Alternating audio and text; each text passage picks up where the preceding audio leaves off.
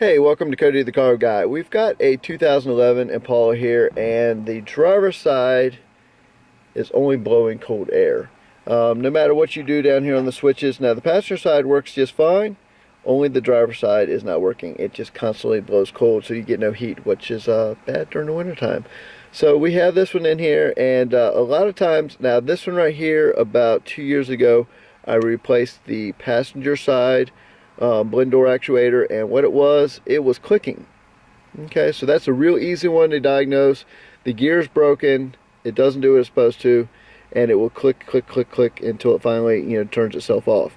On this side right here, it's not doing that. This side, there's no noise, no clicking, it's just not working.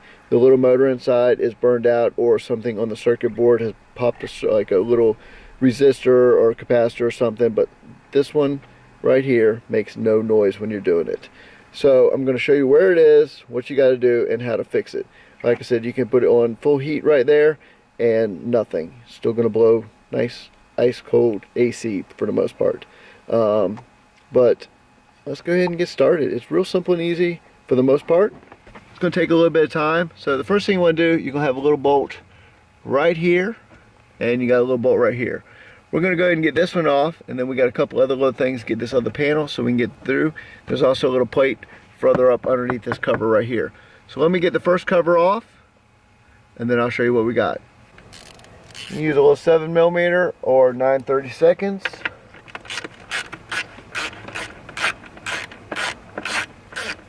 This cover is pretty easy to get out of the way.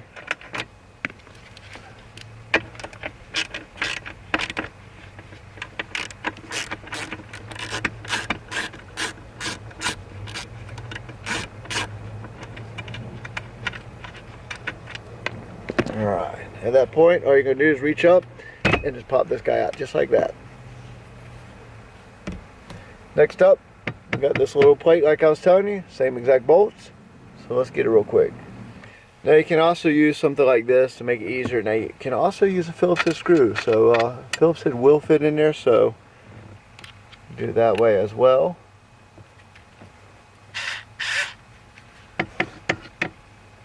I do like using the sockets though.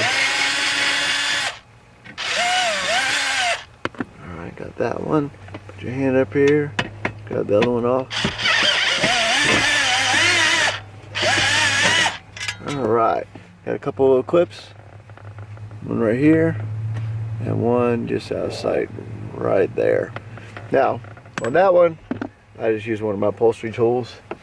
Come right through here. Slide this guy out. All you gotta do, pop it out like that, slide it out. That one's done. Let's go do the other one now.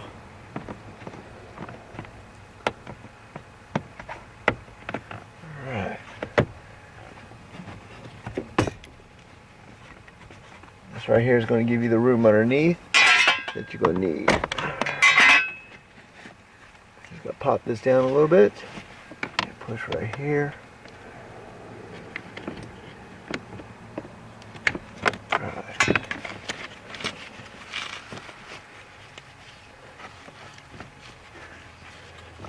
Got one more spot up here. We're going to get that out of the way, and we'll have full access. And that is where your final clip is.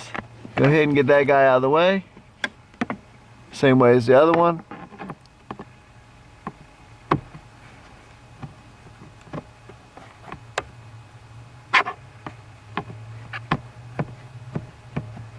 Sometimes they've never been off before. They can be a little bit stubborn. There we go, it's starting to come. Alright, reach up there, grab that out of the way, and pop this down. Alright, all you're going to do is just scoot that out of the way. There is a light right there. If you really want to get it out of the way, you can just literally twist this out of the spot. Slide this out. On this clip right here, all you're going to do is pull it off the edge. There's nothing plugged into it, they're blocked off. I also go ahead and see right here, those little clips, just take a flathead screwdriver, reach in there, literally pry them up and slide them off. This one literally slides to you. This one slides to you, which is this flat guy right here. And this guy right here, the other plug, also slides off. That is it right there. Got two little bolts in there. Alright, one of them right there. Alright, one of the bolts right there, they're 5.5 millimeter or 7/32. It's literally up just behind that little harness.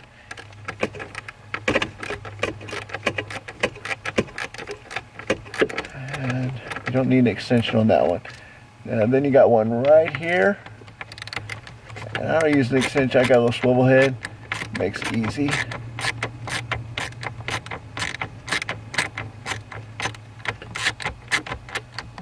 Alright. Just like that. Swivel head makes it very simple. Alright, at that point, just reach up in there, slide it down. We got one little plug we gotta unplug real quick. Literally right there.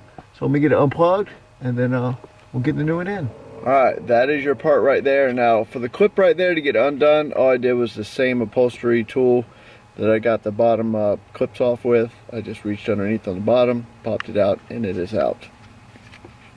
And this is your bad boy right here. This is what controls that side from cold heat on your blend door. So time to go get the new one and we'll put it in. We've got a Dorman going back in it. So this is the new actuator right here. You see the Dorman logo on there. What I do then is I actually go ahead and make it the same as the other one. Kind of makes it easier going back in. All you're going to do is take two alligator clips. Any wire will work actually.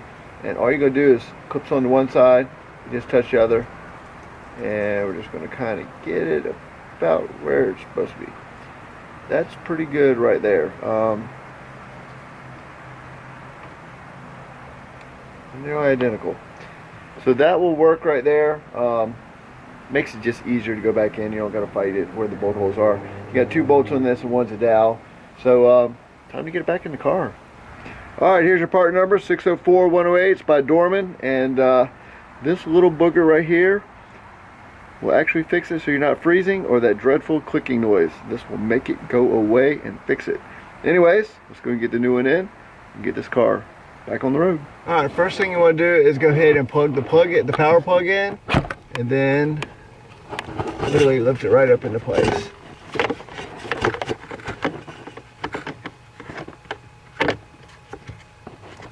Alright. And that's where it's got to be. So let's go ahead and get the screws back in place.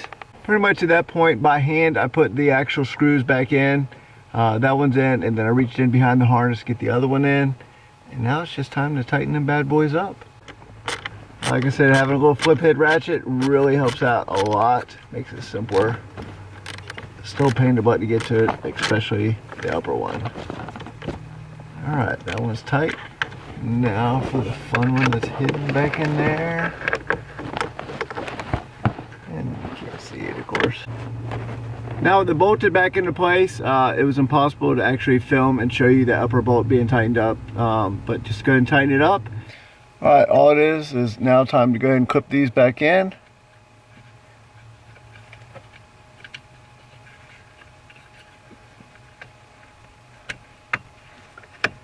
And when you hear it clip in, you know you're good. And that guy just clips on the side once he's back in. It's time to go ahead and put the covers back on. Let's go and get this bottom guy in real quick. Don't forget, we still have to put the light and the OBD2 plug back in. So let's get that done real quick. Now if you remember, your light just twists in. If you ever have to replace the light bulb, this is the time to do it. It twists in right here. This guy right here just comes through the insulation, slide it down, and just let it hang for a second until we get everything buttoned up. Alright, get that up to about where it's supposed to be. Okay, get your clips in. Get this guy right here.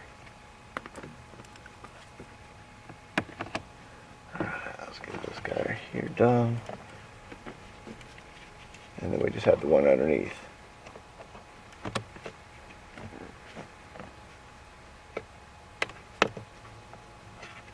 Alright, and one more.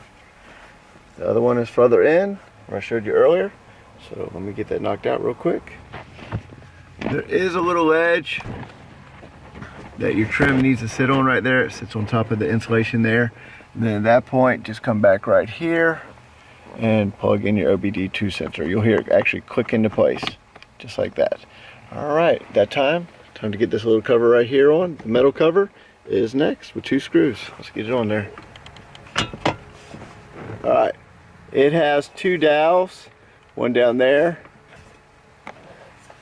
and one over here, right there. Make sure the dowels actually go where they're supposed to be, and then get your screws.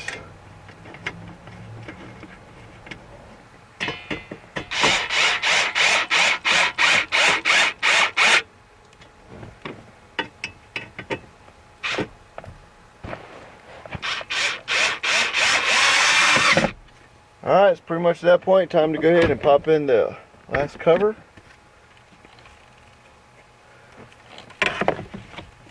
Here, snap into place. Got 4 snaps. And you have the final 2 bolts down below. You can use the Phillips head or you can use the socket.